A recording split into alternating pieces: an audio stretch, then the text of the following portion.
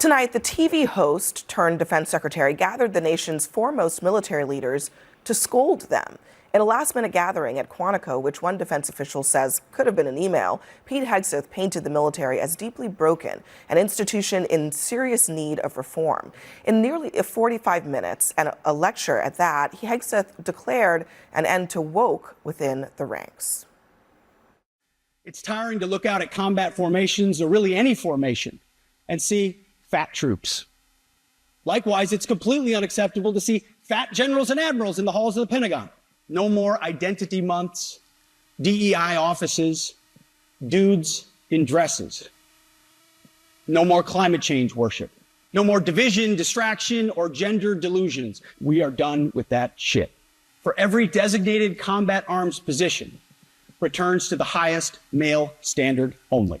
If that means no women qualify for some combat jobs, so be it. But if the words I'm speaking today are making your heart sink, then you should do the honorable thing and resign.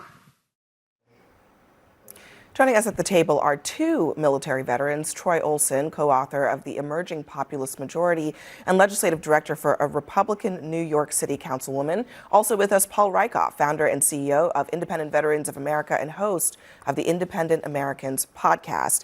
The one thought I had listening to this 45-minute speech was, don't we have bigger fish to fry? Like China, like drone warfare, like Russia on the march? I cannot imagine that people's beards rise to the level of dragging all the military admirals and generals into Quantico for a lecture. I'm not understanding this. Sounds like you're into the beardos. I don't get it. Somebody explain it to me. I think you're right. And I think that's the problem. It's unprecedented. It's unacceptable. It's overtly political and partisan. And if you watch that speech, whether you were a general or just someone on TV, you'd think that our enemies are fat generals, the city of Portland, Trump's political enemies, and DEI. And it's a really low point for the division that's supposed to exist between our partisan politics and our military. The shining part of it, the silver lining, if you will, is that the generals kept their military bearing.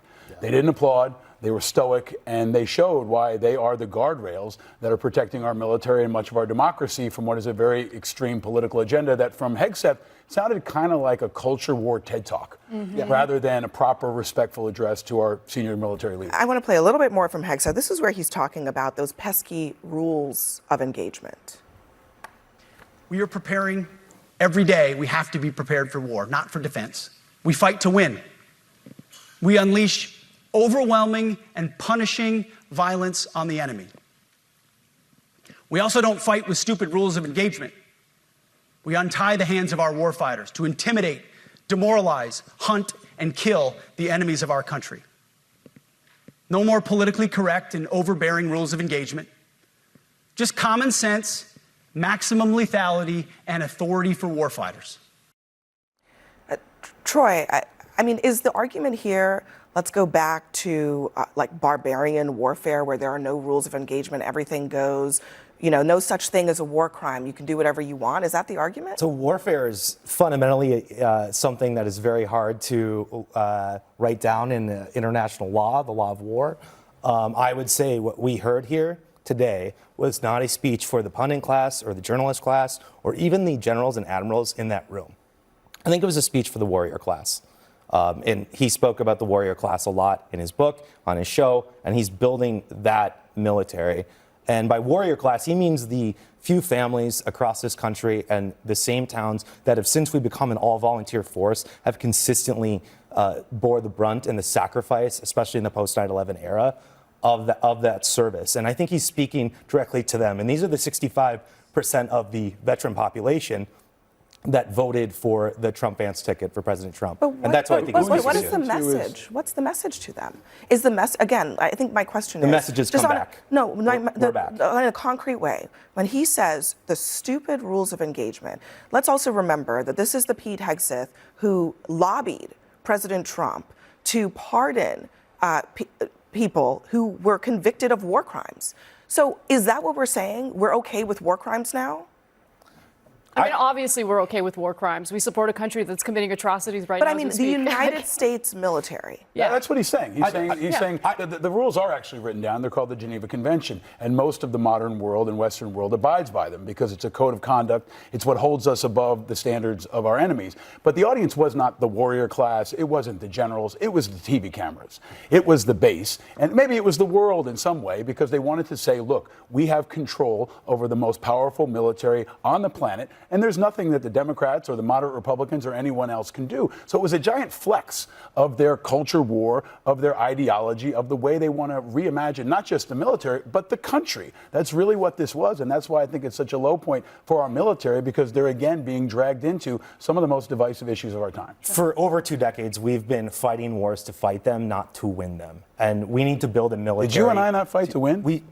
We fought to win, but the politicians and a lot of senior leadership did not fight to win. Why do you say that? A lot of those We didn't senior have clear goals. A lot of those senior leaders in the room, we did not have decorated veterans who served in We Iraq did not and follow Afghanistan a doctrine that goes in with overwhelming force.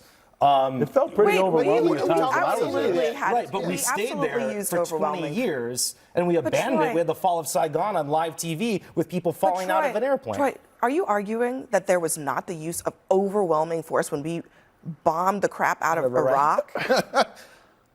Is that really the argument? No, the argument is that we fought for 20 years. We did take out terrorist networks. We took out the network and the leader who attacked this city in the largest terrorist attack in world history. And we also engaged in nation building, and these were very abstract But missions. how's that a problem with the war? I mean, I'm not understanding. Why is that a problem for the war fighters and not the politicians who decided that the answer to that problem was war, a war that didn't make sense to fight, we couldn't when win. I was governor, I was in Iraq. That's a political problem, it seems like to me, not a military problem. When I was in governor, I was in Iraq 5 times, Afghanistan 3 times. We had a chance to visit with lots of troops, including some special operators. And one of their complaints, among others, in terms of the rules and engagement, weren't always war crimes. They weren't advocating for war crimes, for all in fairness. They were just saying simple things like, we can't even do particular raids at night in certain compounds or situations. Now, that's a common sense thing. They like the stealthy nature of nighttime raids. But they felt they were being held back in certain circumstances, not all. There were certainly plenty of nighttime raids. And that's just one example. Maybe there are some rules of engagement that could be reviewed and improved upon. And there's some people who said we want to go into mosques, for example. And there's this kind of twist that if you hadn't been hamstrung by these restrictive rules, we would have won in Afghanistan. We would have won in Iraq. We would have won in Vietnam. That's a reframing of history because there were so many other factors that inhibited our ability to win both the war and the peace. And there's plenty of political blame to go around for leaving us there for 20 years. But the idea that we're not lethal enough in Portland or now in places like Venezuela or Iran where there's no congressional approval, no congressional consultation, is a manipulation of the public understanding of what our military does I don't and think what the they're United saying. States or our military should be tasked with nation building when our own nation is falling apart, period. I mean, that's honestly the heart of the issue here. But just going back to that ridiculous sideshow we all saw with Pete Hegseth, I'm sorry, but it wasn't about speaking to the warrior class. It wasn't about actually doing anything about the health and fitness of our soldiers. It was more of the same theater and kayfabe. It was for wrestling fans. Yes. That's what that was. And this is what frustrates me about the administration. Look, if he was really concerned about the health and fitness of our soldiers and our military, well, then he would take it seriously, not televise it and act like this big tough guy and engage in this type of theater. And Abby, I would add, this was disrespectful. He dressed down the world's best military leaders. The world's best military leaders like they were a bunch of misbehaving third graders. It was wasteful. Think about when those leaders coming from all across the world are convened right there. One is a security threat because now what if something would have happened right there where all of our military leaders are all in one space to hear him talk about that you're too fat and you need to trim your beard. And it was a waste of money. I mean, when you think about it, this guy should not be in this position. He should go back to Fox News, go back on the podcast, or do something, but he is not qualified to be the Secretary of Defense. Last question for you, Troy. Why the obsession with singling out women by this defense secretary? He has, since Trump's been president, essentially presided over the elimination of women in the highest ranks of the military, according to military.com. Franchetti, who was the last person who was fired, has left the military without a single woman in a 4-star general or admiral position. And many female officers say that they're concerned that their ouster will have far-reaching consequences. Why the obsession with that when actually it's women who are helping the military meet their recruiting goals? Because they meet the fitness requirements, they meet the intelligence requirements when men don't and aren't.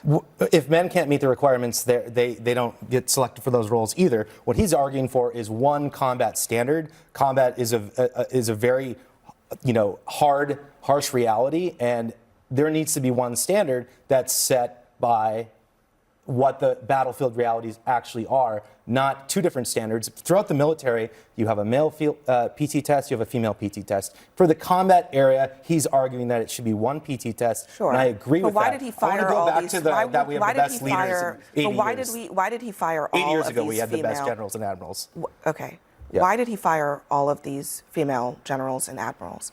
Why is it that it seems like there was a purge that happened was a when purge. Trump There was a came purge before World War II as well. Of We women? did not have of generals. So why are they and higher firing only? ranking- Why are they firing? Not, I shouldn't say only, but why are they firing to the point of eliminating women in high-ranking roles in the military? Because they're tasked with the defense of this country, and the Department of War, which has a much better track record for winning wars and waging them with clarity than the Department of Defense era has, where we've gotten into Vietnam, Iraq, Afghanistan. And he is building out the military that is to wage wars, and hopefully we rarely have to fight What them. does that And have if we to do with do, women? it's over. What he's doing is narrowing. What does the that have to do military. with women? Because it's not just about the purge, which is important and disproportionately focused on women and people of color, but it's the messaging and it's the tone and it's the optics. Because you didn't see too many women highlighted. You didn't hear women's stories highlighted. And what that did was really, really effectively recruit MAGA recruits and people who are ideologically aligned with him. It didn't expand the aperture to women or a more diverse fighting force, which is ultimately what you need to win wars and a modern Last I checked, the responsibility for the catastrophe in Vietnam and Iraq and Afghanistan did not fall on women or people of color. Okay? They're not responsible for that. Those were our political leaders Absolutely. who made those mistakes. And as last I checked, they were all white men. So where is the responsibility for them? Where? So what I think let's just call it for what it is, the so-called wokeness in the military. I think this is a reaction to the Biden administration in which that was a central feature. And it's a walk back of that era. And they're pursuing the military that defends this country and pursues protecting the American people and putting America's interests Diversity first. is also kind of a central feature of is. society now. Every single Fortune 500 company is focused on diversity. And the You could never military give a is speech more like that. authentically diverse than any other institution. Rape Yeah, and but it's- sexual hey. assault continues to be a huge problem within our Yes. military. Yes, agreed. Over Good point. Yes. 8,000 complaints last year alone. To say that the military is woke is just regurgitating the same nonsense talking point with no evidence behind it I mean, whatsoever. to your point, if they were Biden appointees or they were woke and that was the concern, if you get rid of them, then to your point, promote some other women so that you still have a representative. That would be DEI, Governor. You can't do that in this Can't do No, administration. but they would be qualified under one standard. So they're All not right. qualified now? Next for us, the president told the generals would to be. use American cities as training grounds for war. We'll debate that next.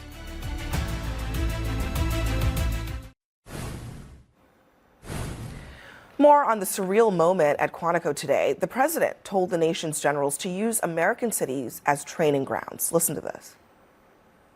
I told Pete we should use some of these dangerous cities as training grounds for our military, National Guard, but military, because we're going into Chicago very soon. That's a big city with an incompetent governor, stupid. We don't need the military. No, they need the military desperately.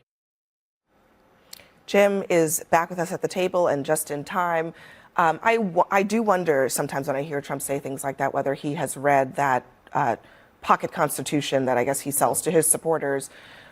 How is this going to work in Trump's mind to have the military use American cities as training grounds for war? I think that's a one-off comment by the president, but the fact of the matter How is is, it a one-off I think it's a comment? one-off comment by the He's president, literally- right? he's He was literally using the saying it example of repeatedly and DC doing had a it. 39% reduction in in violent crime, 53% reduction in homicides since the National Guard's been there. D.C. is safer, and he wants to employ that and deploy that same show of force, that same amount of resources in the most dangerous cities in the country. And the proof is in the results, and the results are pretty good. But why would you want to What do is that going if it's on working? here is different from sending National Guard troops who don't actually engage physically, and just the mere presence of the National Guard troops, yes, is going to lower crime. It serves as a deterrent. What he's calling for, and mind you, this is on the heels of what Pete Hegseth was talking about in regard to the, act of engagement of war, is send the military to literally train against Americans I in don't think we're American going to see cities. that. I just don't think we're going to see I hope not. using I this hope not. He literally But mentioned the it's- National Guard, which has already been done. He literally said the National Guard in that clip. I think the biggest story in America, and one of the biggest stories in the world, is that Donald Trump can do whatever he wants with the most powerful military in the world. And that spanned from striking Iran to hitting boats off Venezuela to deploying federal troops to U.S. cities without any congressional authorization, without any consultation. Conservatives used to hate this sort of thing. But right now, he is telegraphing his punches, and he's on plan. And he said, we're going to go into Chicago. We're going to go into Portland. You should take him at his word, because that's not a one-off. No, This is an gonna go into articulation I of don't a know. plan. I don't know that he can No do question about that. whatever he I don't wants. think I mean, we're I gonna think see there's a military very exercises where they've stopped him. Well, hold on. That's what's important. Well, That's what yeah. Just They have been listen. unable to stop him on any the of it. LA situation was a particular situation, right? And that was allowed to go forward in that particular situation when they were responding to something. DC, another different situation. But there is a real reason that they have not done this in Chicago. It's because it's actually against the Constitution. No, I don't think that's why. So why do you think it is? They haven't gotten to it yet. I mean, they're moving sequentially, Well, and they've look, also deployed federal troops to the border. Maybe that's the case. Maybe that's the case. I think it is. But I mean, the Constitution pretty clearly states, Troy, the military is not supposed to be used on domestic soil, particularly against U.S. citizens. But the National Guard has been used historically for riot control. For a variety of sources, the National Guard has a dual federal and state mission. Sure. And that's what he's talking about. He's not talking about the military doing training exercises. But Troy, you know that that's a different thing, right? Yeah. He's But that is the the thing he's National referring Guard. to. The National Guard is, as you pointed out, a dual mandate. And when they've been deployed domestically, generally it has been because of the governor's request. With the permission With the permission of the governor. I want to play one more piece just from what Trump said about the invasion from within in his speech today. We're under invasion from within. No different than a foreign enemy, but more difficult in many ways because they don't wear uniforms. At least when they're wearing a uniform, you can take them out. These people don't have uniforms. But we are under invasion from within. We're stopping it very quickly. That's disgusting. He's talking about Americans. Okay, I love this country and I love all Americans regardless of where they land in their politics. The idea of treating them as if they're enemies disgusts me. The President of the United States just coming out and talking about Americans that he's supposed to be representing as enemies is a problem. This is what you would find in Russia. This is what you would find in North Korea when they have no guardrails. And you have in Congress right now a bunch of feckless Republicans that control. They don't see themselves as a co-equal branch of government. They do not. They see themselves as rubber stamps. You saw it earlier today. Speaker Johnson couldn't even condemn the racist and bigoted post by the president because he knows his hand will get slapped. And therefore, he won't get the jelly beans. I mean, it is to see what is happening to a great nation. It is abysmal. It is abysmal. And we got to do better. And Democrats and Republicans and anybody in between need to stand up and say enough is enough. He has crossed the Rubicon. Right? This is the Rubicon that has never been crossed in modern history by a president to deploy troops in these ways. He's not talking about them filling sandbags and putting out forest fires. He's talking about them being the hammer behind ICE, behind National Guard troops, and using them. Has that happened in D.C.? National Guard was used to put down 68 riots in Chicago. It happened in D.C. Yes, it has happened. What happened in D.C. other than the fact that it's before the National Guard troops were in there, it was more dangerous than Islamabad and Mexico City. Hold on. That can't only be done by the National Guard. That can be done in other ways just to be clear, without politicizing Really? our troops. It's mostly done by the police. The National Guard are there for presence. The National Guard in D.C. Was engaged in none of the policing. Let's just put it that way. Right. And they were doing things like picking up trash. They had a beautification mission. So, I mean, look, I think you can argue, as Anna did and you did, their presence there perhaps is a temporary deterrent, but they were not doing the things that Donald Trump wants them to be doing. And that's why, you have to take it seriously because he keeps talking about it. And they're not doing the things that they want to be doing. Does he say he want them to do something different in D.C. other than reduce crime? Troy Olson, Paul Rykoff, we appreciate you both very much for joining us. Next for us, what concession should each side give in order to prevent the government shutdown? We'll ask our panelists next.